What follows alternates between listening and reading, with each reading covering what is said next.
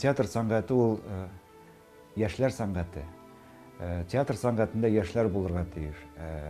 Киләчәк тамашачыларны безнең театр тупларга тиеш дип саныйм мин. Шуңа күрә мин башка өлкән театрлар өчен коллектив белән яңа буын тамашачылар әзерлим. Яшьләр өчен спектакль кую ул шул кадәр җаваплылыкны үзенә тартай бит. Чөнки балаларга берничек тә ярым йорты вакыйгалар тәкъдим итәргә ярамый. Балалар каршында ялганлап булмый. Алар теге әйтик ясалмалыкны шул кадәр нык сизәләр. Шуңа күрә артистлар сәхнәдә аерым бер метод белән яши беләләр. Бу безнең театрга гына хас. Үз тамашачыңны белеп, максатыңны аңлап эш итү – профессионализм. Җаваплылыкны тоеп та, иҗат ирегеңне шикләмичә эшли алу – бәхет. Булар барысы да Габдулла Кариев исемендәге Татар яшь тамашачылар театрының баш режиссеры Ринат Әюповка хас сыйфатлар. Соңгы елларда театрга байтак сынаулар үтәргә, биналы булу өчен көрәшергә туры килә. Әмма бу сынаулар коллективтагы иҗат дәртен киметми. Бүген алар яңа спектакль кую белән мәшгуль. Габдулла Кариевны без артист, режиссер итеп тә беләбез бит. Ләкин аның драматургиядә дә бик матур гына өлеше бар. Үз вакытында артист исемле бер актлы пьеса язып калдырган. Бердән-бер пьеса. Ул театр артистларының тормышыннан күренешләр эшләгән ул. Аны берничә театр куйды, ләкин андагы вакыйгалар менә безнең театрның яшәеше белән шул кадәр тәңгәл киләләр. Biz карыйбыз, укыйбыз, безнең турында язган бит бу. Сәхип Җамал Гыйззәтуллина Воржская Уфага аерылып китеп, анда Нур театры оештырган чорны ала торган бик кызыклы бер спектакль. Мин шуның белән хәзер яшим, труппа шуның белән яши. Гади генә спектакль түгел. Татар яшь тамашачы театры белән бәйле тагын бер бөек исем – ул әлбәттә Тукай. Театрның сезоны Пишән базары спектакль белән ачыла. Кариев театрының йөзе кашына үрелгән бу спектакль үз заманында театр коллективын зур бер темага алып кереп киткән әсәр.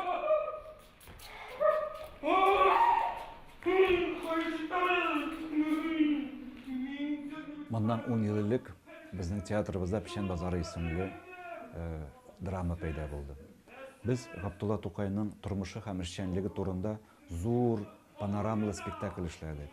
Соңрак әлеге спектакльдән кайбер күренешләрне зурайтып автоном спектакльләр куерга кирәклеген без чамалап алдык. Шул нәүбәттән менә мин Роберт Батуллага мөрәҗәгать иттем. Пишән базарындагы Тукайның Зәйтүнәгә булган мәхәббәтен аерым бер пьеса итеп яза алмассызмы дип. Беләсез, менә бик зур мәхәббәт ясамас. Нәрсә, менә бик күп кешеләр менә шул мәхәббәткә, бик күп шагыйрьләр безнең шигырьләрендә менә шул җавапка җавап биргә, менә шул исрауга җавап биргән башлый. Бәлки сез беләсездер. Нидән килә? Ничек шулай икән? Бәлки кирәк түгелдер дә теге җавап. Теге җавап әйтелсә, мәхәббәтнең гыйшык утының калыбын кылычлар табылыр иде. Һәммәсе дә шул калыпка куып кертергә тырышыр иде. Менә аның мәхәббәте бер төрле. Ә минем мәхәббәтем бер икенче төрле. Әлбәттә, шөбһә юк. Олуг мәхәббәт бар. Мин инанам. Ринатның аның бер башка режиссерлардан аермалы буларак бер үзенчәлеге бар. Ул кушып яздыра. Ул бик нәтиҗә бирә. Бу театрның үзенең эш ысулы да шунда. Менә берничә спектакльне алган вакытта да әйме алар баш режиссерның кушуы буенча язган әйберләр. Мәсәлән, Саксак. Саксакта аның кушуы буенча язылды. Аннан соң Алмашуар Галимҗан Ибраһимның кичкенә генә хикәясен Фәнәүл тәрҗемә итте, аны сәхнәләштерде. Ул бик уңышлы спектакль чыкты. Хәтта Туфан Миңнуллинга да кушып яздырды. Туфан юкса юк кеше кушканны көтеп ятмый. Ләкин име Тукай темасына, мәсәлән, Бала белән күбәләк дигән спектакль барлыкка килде. Һәм бик матур спектакль барлыкка. Бер театр Тукай турында 3 спектакль әзерләүе бу беренче тапкыр. Бу тарихи әйбер. Алла берса, мен ышанам, менә бу 3 спектакльдә әле тагын еллар буе тамашачыларга Тукайның яшәешен, тормышын, иҗадын өйрәнергә зур бер театраль мәктәп булыр дип өметләнәм инде.